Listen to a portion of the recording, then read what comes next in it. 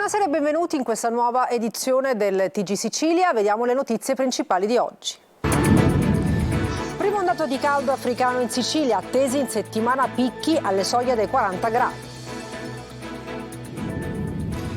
A Catania tutte aperte e fruibili le strutture comunali per l'accesso libero al mare. Non si apre nel migliore dei modi la stagione alla spiaggia libera numero 1 alla Playa, appena inaugurata e già invasa dai rifiuti. Ponte sullo Stretto, il popolo del no torna ad alzare la voce. Manifestazione a Torre Faro contro la grande opera infrastrutturale fortemente voluta dal governo Meloni. Salina, capitale del cinema. Il Mare Festival celebra Troisi. La 12ª edizione coincide con i 70 anni dalla nascita dell'artista napoletano che nell'isola delle Eolie girò il postino. E poi il calcio, scelto Tabbiani. Il Catania pensa a completare lo staff tecnico dalla prima squadra al settore giovanile. Molti gli ex giocatori rossazzurri coinvolti.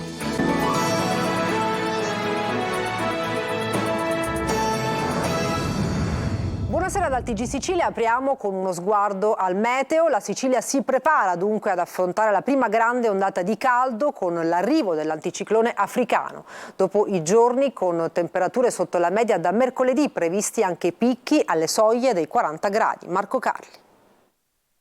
Arriva l'estate in tutti i sensi, con il solstizio del 21 giugno che segna l'inizio astronomico della stagione, ma anche con le temperature. Conclusa la fase stabile che per 2 mesi, da metà aprile a metà giugno, ha prodotto una quantità fuori dal normale di pioggia, si apre dunque una fase di bel tempo e caldo che non sarà da record, ma sarà di tutto rispetto, secondo gli esperti, a causa dell'anticiclone africano. Con i suoi effetti, le temperature la prossima settimana, secondo la tendenza meteo, potranno arrivare a 39-40 gradi localmente in Sicilia. Questi valori dovrebbero essere raggiunti dopo 2 o 3 giorni di riscaldamento africano, quindi verso il 20-21 di giugno. Le temperature, fanno sapere gli esperti, sotto i livelli standard negli ultimi giorni, saranno nella media del periodo fino a lunedì-martedì, salendo gradualmente fino ai giorni di picco previsti appunto per la metà della settimana, quando si arriverà ai 35 gradi vicino alle zone costiere. Si toccheranno i 36-38 dove non si avverte l'effetto della brezza marina, fino a picchi attorno ai 40 gradi nell'entroterra. Intanto sarà attivo fino a metà settembre il bollettino sulle ondate di calore del Ministero della Salute, che fotografa e prevede il rischio caldo per la salute in 27 città italiane, soprattutto per i soggetti vulnerabili. Partito a metà maggio, il servizio è pubblicato dal lunedì al venerdì. Alle 27 città viene assegnato per il giorno in corso e per i 2 successivi un bollino che può essere verde, giallo, arancione o rosso. Fra le città monitorate ci sono anche Catania, Palermo e Messina. E con il caldo cominciano anche le allerte per gli incendi e le ondate di calore. Secondo il bollettino pubblicato dal Dipartimento regionale della Protezione Civile, la Sicilia è stata già inserita nelle condizioni di allerta arancione. È un livello di preallerta con rischio basso, ma segna il cambiamento repentino delle condizioni, visto che qualche giorno fa si parlava ancora di allerta meteo per le piogge. E a proposito di caldo, da oggi a Catania sono tutte fruibili le strutture balneari del comune, ma alla Playa, poche ore dopo l'apertura, la spiaggia libera numero 1 è già ingombrata di rifiuti. Simona Mazzoni.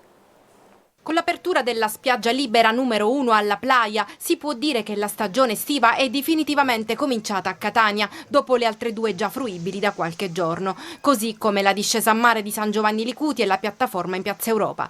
Anche se qui, nella spiaggia numero 1, la stagione si è aperta non nel migliore dei modi. Cumuli di spazzatura, sporcizia e insidiosi cocci di vetro che spuntano dalla sabbia. Gli assidui frequentatori della spiaggia comunale più grande tra le 3 hanno avuto un'amara sorpresa, ma assicurano che il comune provvede alla pulizia. La responsabilità è dei soliti incivili che non si curano della propria città. Le persone si lamentano, ma si lamentano per loro stessi, perché la spazzatura la fanno loro stessi. Comunque, qua il comune pulisce. Purtroppo la puliscono e dopo 10 minuti è tutta sporca. Purtroppo le persone buttano di tutto e poi se ne vanno ed è sbagliatissimo. La prima spiaggia libera è sempre stata così comunque.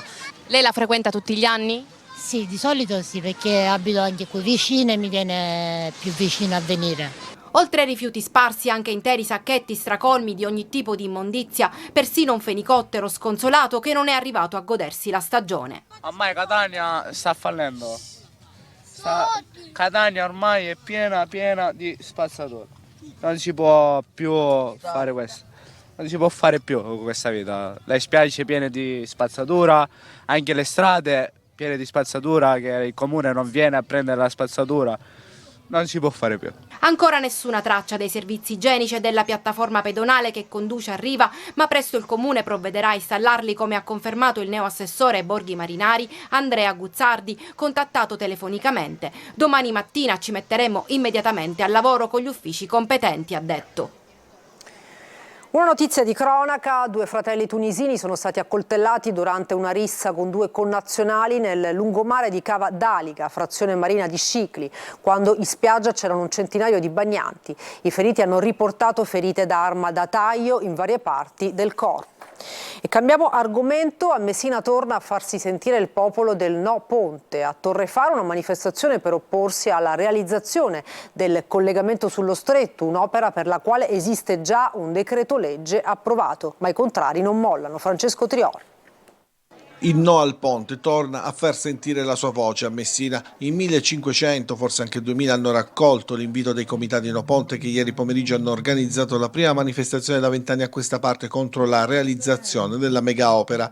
Slogan, striscioni, tante bandiere di diverse associazioni, dal WWF alle Legambiente, i No Muos, quelli dei movimenti, dei partiti come il Partito Democratico, la CGIL e naturalmente i comitati No Ponte di Capopeloro, Spazio No Ponte invece del ponte. Un corteo pacifico ed ordinato, ma il messaggio è chiaro: anche con un decreto legge approvato non smetteranno di urlare la loro contrarietà. Vogliono fare passare quest'idea che siccome è stato fatto il decreto, il meccanismo del ponte è già avviato. In realtà il decreto stesso non mette assolutamente nulla, nel senso che semplicemente riavvia l'iter, ma non c'hanno in questo momento né il progetto e né i soldi per farlo il ponte. Per questo bisogna sfatare tutte le bugie che stanno dentro il decreto stesso e tutte le bugie che stanno propinando per portare avanti un decreto che mette a rischio non solo l'ambiente, mette a rischio anche le abitazioni, mette a rischio la salute. Non si possono fare opere di questo tipo devastante senza tenere conto dei territori. Noi rappresentiamo una fetta importante di questo territorio che si è schierata da tempo contro il ponte. Il ponte non risolve il degrado, semmai questa zona verrà ulteriormente degradata, come tutte le zone sul ponte. Il no viene dalla necessità di avere conferme in tutte invece le cose importanti che ci servono, che non ci sono. Noi vogliamo 1000 sì, l'unica cosa che non ci serve è il ponte. Un ponte vecchio che non porterebbe sviluppo ma solo inquinamento ambientale, urlavano i manifestanti, nessun beneficio per le comunità siciliane e calabresi. L'invito invece è quello di guardare il mare, una strada percorsa da migliaia di anni che però oggi sembra dimenticata. Altri 127 migranti sono sbarcati a Lampedusa dopo che 3 barchini sui quali viaggiavano sono stati soccorsi dalla Guardia Costiera. Salgono a 8 a partire dalla mezzanotte gli approdi, con un totale di 369 persone. I 3 barchini sono salpati stando alle dichiarazioni degli sbarcati da Sfax in Tunisia. Intanto si sono concluse a Pozzallo le procedure di identificazione di un gruppo di 159 migranti salvati stamani al largo delle coste Iblee. Tra di loro anche una cinquantina di minori, tra cui un bimbo tetraplegico di 13 anni. A Messina sono ripresi i lavori del viadotto Ritiro, 6 mesi i tempi previsti per ultimarli. Il completamento dell'opera consentirà finalmente di riallacciare le autostrade A18 e A20. Francesco Trioli. Oltre il 90% dell'opera completata, ma con i lavori fermi per un mese, con la preoccupazione che il viadotto Ritiro, anello di congiunzione tra le autostrade Messina-Catania e Messina-Palermo, fondamentale per la mobilità non solo di Messina ma di tutto il territorio, potesse rimanere un'incompiuta. Invece oggi, a meno di clamorose sorprese, questa è un'eventualità che dovrebbe essere scongiurata. Il cantiere avviato 6 anni fa e che sarebbe dovuto durare 24 mesi ha come progetto la ricostruzione del viadotto da 900 metri che sovrasta il rione di Giostra. Il braccio di ferro tra la Totocostruzioni ed Autostrade Siciliane per il riconoscimento degli stadi di avanzamento lavori ha trovato un punto d'accordo e l'azienda che sta realizzando l'opera ha potuto riaprire il cantiere dopo aver rinnovato il DURC. Il primo passaggio fondamentale sarà quello di realizzare un bypass sullo svincolo di Boccetta che consenta agli automobilisti provenienti da Palermo di poter proseguire verso Catania. C'è la necessità infatti di dover chiudere l'uscita di Giostra per consentire la demolizione dell'ultima campata del viadotto lato monte, passaggio che potrà essere compiuto una volta completato il bypass di Boccetta su cui hanno ripreso a lavorare gli operai. Operazioni che dovrebbero essere completate entro il 26 giugno e quindi da quel momento si lavorerebbe lavorerà sulla demolizione e la ricostruzione del viadotto che secondo le previsioni del progetto dovrebbe essere conclusa entro 6 mesi, anche se ci sono buone speranze che già alla fine di novembre si potrebbe vedere l'opera completata. Poi, per l'effettiva riapertura occorreranno almeno altri 40 giorni, 2 mesi, per le prove di carico e di collaudi, ma la strada ormai sembra essere in discesa per un'opera che da 6 anni impone pesanti ripercussioni anche sulla viabilità cittadina. Una pagina dedicata allo spettacolo. A Salina si torna a celebrare il cinema e il grande Massimo Troisi con il Mare Festival, che ogni anno richiama importanti nomi dello spettacolo. La 12ª edizione del premio arriva a 70 anni dalla nascita dell'artista napoletano che nell'isola delle Eolie girò il postino. Eva Spampinato. In una salina radiosa, calda e piena di turisti si celebra l'artista che contribuì con un film icona a rendere l'isola più verde e prosperosa delle Eolie famosa in tutto il mondo, Massimo Troisi. La 12ª edizione di Mare Festival Premio Troisi arriva a 70 anni dalla nascita dell'attore napoletano e a 29 dall'uscita del postino. Proprio per quel film, una delle attrici premiate sul palco della Piazza di Malfa, una giovanissima Vittoria Belvedere, fece uno dei suoi primi provini. Cercavano una ragazza mediterranea per girare il film Il postino. Lui rimase un po' sorpreso, come per dire evidentemente non ti hanno detto chi sto cercando, e io gli ho detto sì, insomma una ragazza mediterranea, io sono calabrese, quindi ingenuamente, e mi dice sì. Tu sei calabrese, mi ha detto. Gli ho detto sì. Dice no, ma non è possibile. Però ti prometto che laddove dovessi cercare un personaggio con i tuoi canoni, quindi i tuoi colori, ti richiamerò. Poi ovviamente quel ti richiamerò non c'è stato. Però insomma solo il fatto di averlo conosciuto, di essere lì davanti a lui, per me insomma era già... andava benissimo così. La rassegna cinematografica fa incontrare i protagonisti dello spettacolo con il pubblico in una cornice unica e con un rapporto diretto, tu per tu, poetico e intenso, e diventa anche volano di turismo.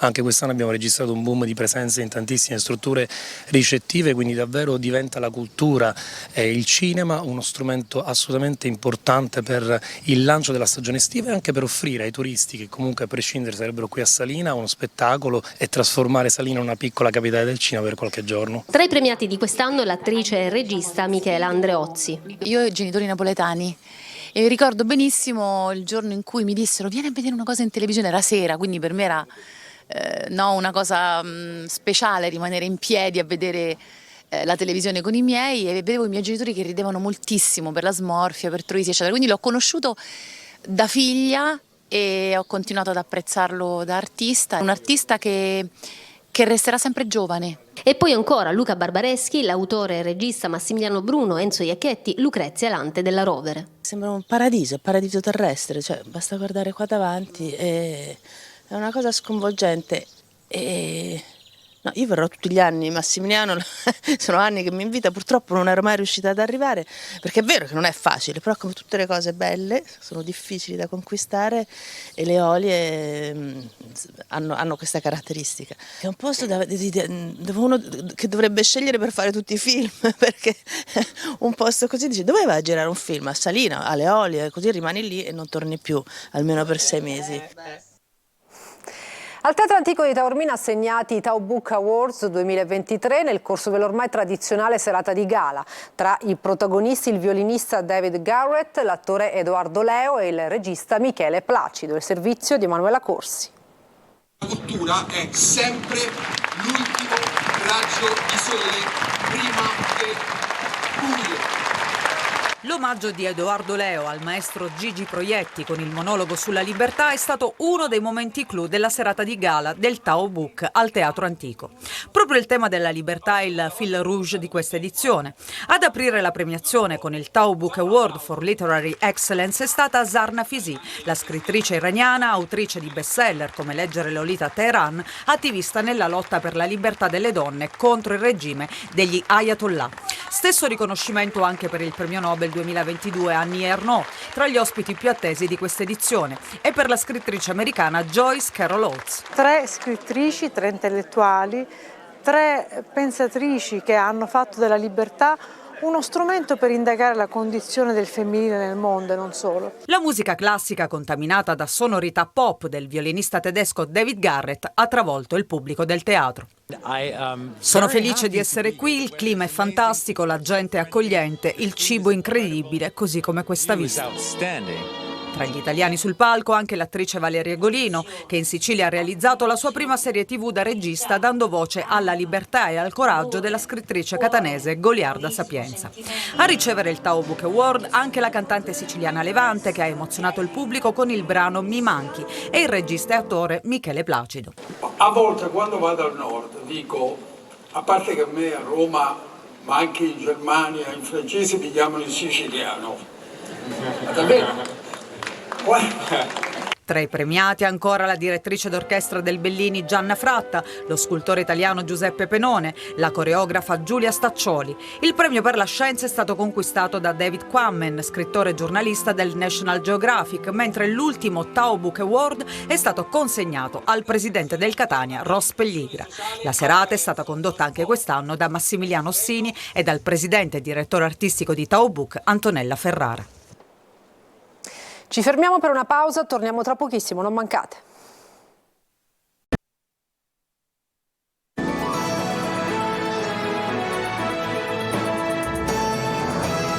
Bentornati al TG Sicilia, siamo al calcio, annunciato il nuovo allenatore Luca Tabbiani, il Catania pensa a completare i quadri tecnici dalla prima squadra al settore giovanile, numerosi gli ex rossazzurri coinvolti. Marco Carli.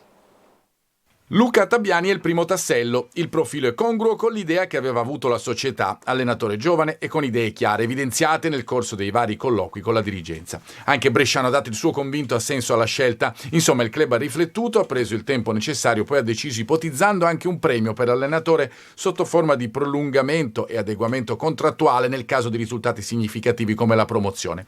A cascata poi arrivano le altre scelte, con parte dello staff dell'anno scorso, Tomei e Catania, che seguirà la prima squadra insieme all'allenatore in seconda e al preparatore atletico che Tabbiani ha invece già nel suo gruppo di lavoro. A supervisionare il lavoro dei preparatori ci sarà Petralia. Dal 1 luglio al lavoro nel suo nuovo ruolo di team manager anche Armando Pantanelli. Poi ci sono le giovanili ed è un dettaglio non poco importante. Come recita il sistema delle licenze nazionali bisogna partecipare al campionato primavera, al torneo allievi nazionali, cioè l'Under 17 e giovanissimi nazionali, l'Under 15. C'è poi l'impegno a prendere parte ai campionati esordienti e pulcini anche con squadre giovanili appartenenti a società affiliate alla FIGC legate a quella richiedente la licenza nazionale, oltre poi alla squadra femminile. Insomma, un'organizzazione diversa anche per quanto riguarda le strutture rispetto all'anno scorso. Zeoli guiderà l'Under 19 e a Biaggianti dovrebbe andare l'Under 17. Intanto la società, dopo l'iscrizione al campionato, i documenti sono stati tutti inviati, continuerà il lavoro sul mercato per depositare i contratti dal 1 luglio. A fine giugno è previsto l'arrivo in città di Tabbiani e la relativa presentazione. Intanto Pelligra riparte per l'Australia, tornerà il mese prossimo quando la prima squadra sarà già quasi pronta per il ritiro di Zafferana. E ci occupiamo del calcio Messina perché mancano 3 giorni alla scadenza del termine per l'iscrizione al prossimo campionato di Serie C e il futuro della squadra rimane in bilico. Il presidente Sciotto conferma il suo disimpegno tra le trattative per la cessione del club non si sbloccano. Sergio Colosi. È sempre più difficile interpretare la linea guida del presidente Pietro Sciotto, che da un lato mette in fuga i potenziali acquirenti e dall'altro annuncia che non procederà all'iscrizione del Messina. Tra incertezze, fughe di notizie, accuse smentite, i giorni trascorrono e il futuro appare negativo. La CR ha prodotto in Lega entro i termini gli adempimenti infrastrutturali legati alla disponibilità dello stadio Franco Scoglio, ma dopo aver contattato alcuni calciatori non ha ancora provveduto al pagamento degli stipendi del trimestre aprile-maggio-giugno, la cui scadenza insieme alla produzione della fideiussione e della tassa di iscrizione è martedì prossimo. Un'operazione superiore al €1.000.000 che spetta all'attuale proprietà, che si muove in una direzione e poi dichiara l'esatto contrario. Rimane in attesa l'imprenditore Fabrizio Mannino, che vuole il Messina ma non alle condizioni di Sciotto, che ha chiesto €1,5 milioni per la buonuscita, cui bisogna aggiungere passività per €1.200.000, secondo la sua valutazione, che diventano €2.800.000 per Mannino. Quanto basta per impedirne la cessione, ma l'idea di Sciotto di trovare finanziatori rimanendo al timone del club non funziona, nonostante nuovi contatti con l'imprenditore romano Manuele Ilari. A questo punto il cerchio si stringe e le ipotesi pure. La prima soluzione prevede che Sciotto non iscriva il Messina, che dopo aver rinunciato 15 anni fa alla Serie B con Franza, aprirebbe le porte ad un nuovo fallimento. La seconda che Sciotto lo iscriva rimanendo alla guida del club, con Raciti allenatore e un progetto di giovani calciatori, in totale contestazione con la tifoseria. La terza che dopo l'iscrizione cede il club a più ragionevoli pretese economiche rispetto alle attuali, ma smentirebbe se stesso e mesi di continue trattative. Di positivo c'è che l'attesa si è quasi conclusa. La Serie D ritrova il Siracusa. Nel pomeriggio la squadra retusea ha battuto per 3-1 l'Enna, vincendo la finale play-off del campionato di eccellenza. Ospiti in vantaggio al 35esimo con Agudiak. Al 66esimo arriva il pari di Belluso. 10 minuti più tardi il Siracusa si porta avanti con Arquin e chiude i conti in pieno recupero con Palermo. Festa grande allo stadio De Simone e in città. E con questa notizia chiudiamo questa edizione del TG Sicilia. Grazie per l'attenzione e buona serata.